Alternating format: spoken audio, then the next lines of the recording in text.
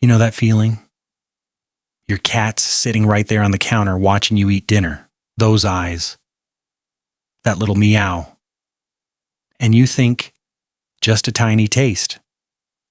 It's an act of love, right? But here's the thing.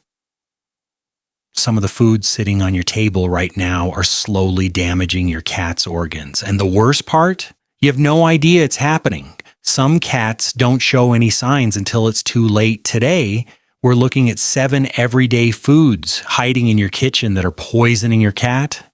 And honestly, number 4 probably surprised you. Let's go. Point 1, chocolate, the sweet killer hiding in plain sight. Have you ever noticed how your cat stares when you're eating a chocolate bar?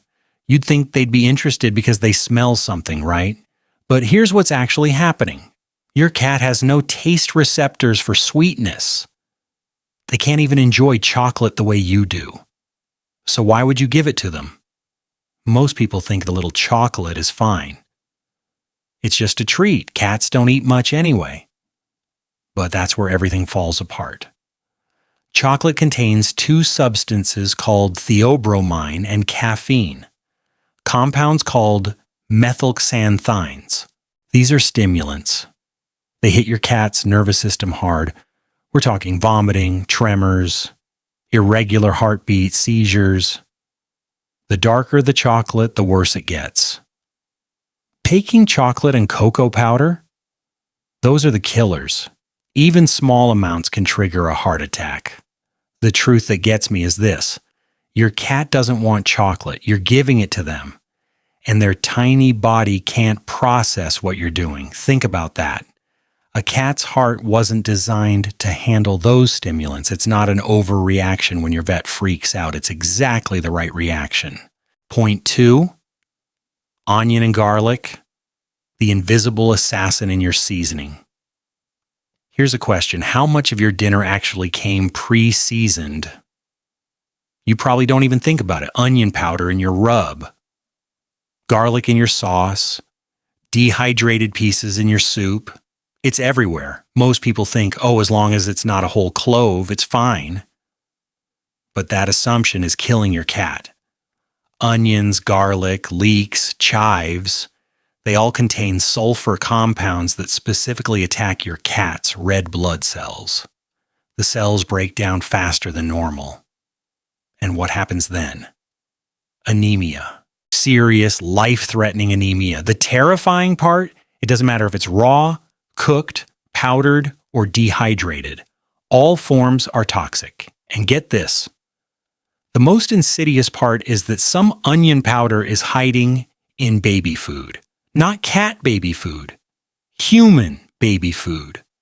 Your cat gets a taste of what you're feeding your toddler, and you've just exposed them to poison without knowing it. The signs don't show up immediately either. It can take days. Your cat starts looking tired, their gums get pale, they stumble a little. By then, damage has already been done. This is one of those things that hits hard because it's so preventable.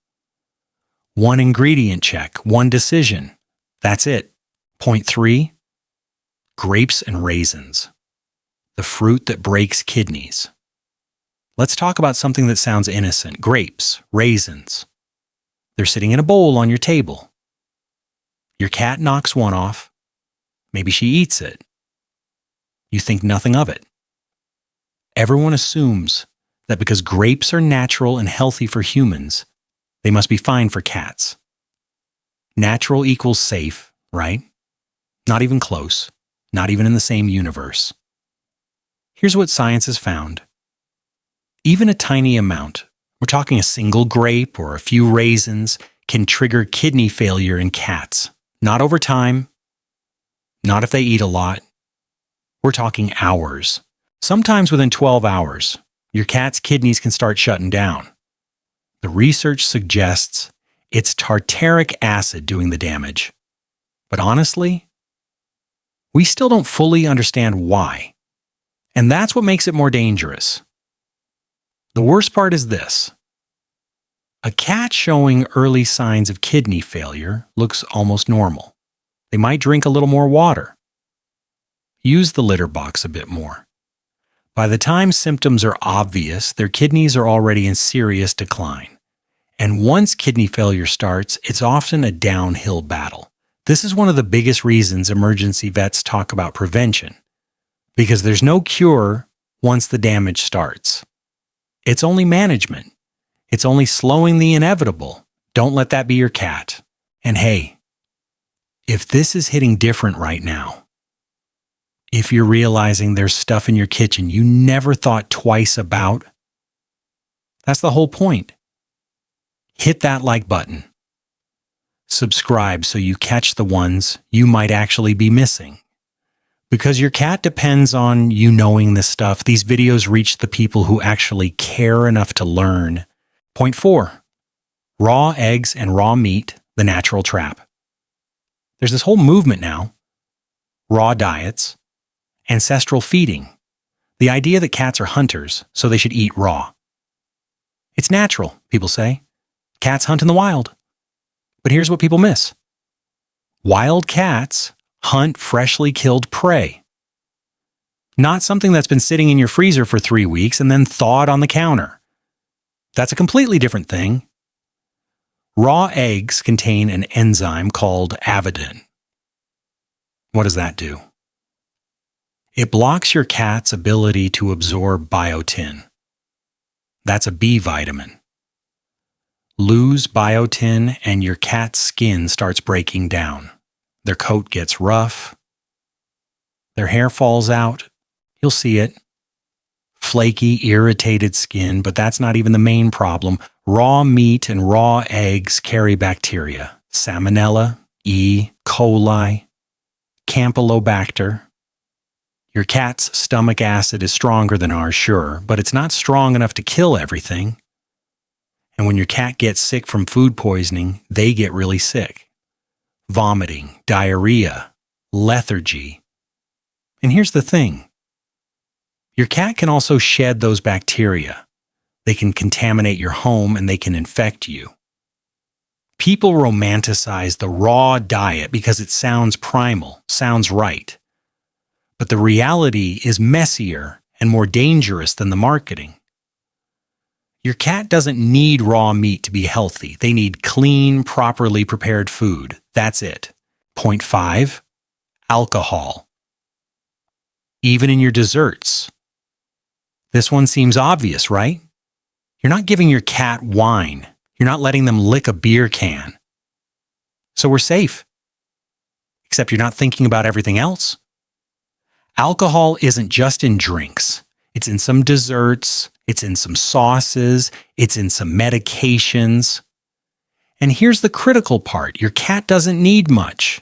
A single tablespoon. That's it. 1 tablespoon of alcohol in a cat's body is enough to depress their entire nervous system. What happens then?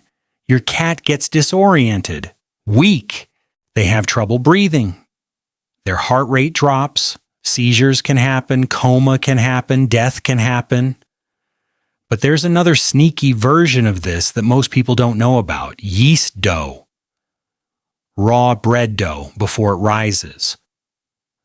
The yeast produces alcohol as a byproduct while it's rising. If your cat gets into uncooked dough, the yeast keeps producing alcohol inside their stomach. And the dough keeps rising. You get a cat with a distended, painful stomach, alcohol toxicity, and a medical emergency. It's not dramatic to take this seriously. It's responsible. Point 6. Xylitol. The sweetener in your sugar-free everything. Sugar-free gum, sugar-free candy, sugar-free peanut butter. Xylitol. It's in so much of what we eat now because we're obsessed with avoiding sugar. But for your cat, xylitol isn't a health choice, it's a poison. Here's the mechanism. Your cat eats something with xylitol. Their body responds by dumping insulin into their bloodstream, lots of it. Their blood sugar crashes hard. We're talking seizures, coma, death. Even if your cat survives that initial crash, xylitol damages the liver, sometimes reversibly, sometimes not. And the tragic part? xylitols in places you'd never expect, liquid medications, some dental products. It's becoming more common, which means more cats are getting accidentally poisoned by people who had absolutely no idea. And the rule here is simple. If it says sugar-free or low-calorie, keep it away from your cat. Period. Don't even think about it. You're not being paranoid. You're being smart. Point 7, too much fish. Why your cat's favorite can destroy them. Your cat loves tuna. You know this. That look she gives you when you open a can. That intensity. Most people think fish is basically cat food, but human-grade tuna, fed regularly, isn't nutrition for your cat. It's a slow poisoning. Here's why. Fish contains an enzyme called thiaminase. That enzyme breaks down thiamine, vitamin B1. Feed your cat too much fish, and their thiamine levels tank. Loss of appetite, weakness, seizures, death. But there's another layer. Mercury. Human tuna, especially certain kinds, contains mercury. Regular consumption builds up in your cat's system. It accumulates, it damages the nervous system, it damages the brain. And beyond that, fish-heavy diets create nutritional imbalances. Your cat stops getting the amino acids, the taurine, the balanced nutrition they actually need. So they're malnourished while looking well-fed. They're deteriorating while you think you're giving them something good. The irony is brutal. The one food your cat will beg you for is one of the ones that can hurt them most. That's not your cat being dumb. That's your cat's instincts being hijacked by the flavor. But your job isn't to give them what they want. It's to give them what they need. Every choice you make about what your cat eats is a choice about their health. You can't undo it by accident. You can't take back a poisoning by being sorry. But here's the good news. You're watching this right now. You know, you have power. You have the ability to walk into your kitchen, look at what's there, and make a different decision. Your cat isn't asking for your leftovers. They're not demanding chocolate or grapes. They're just asking for you to pay attention, that nightly ritual of them begging at the table. It doesn't have to end in poisoning. It can end in them knowing they're safe. And honestly, that's a way better way to show love.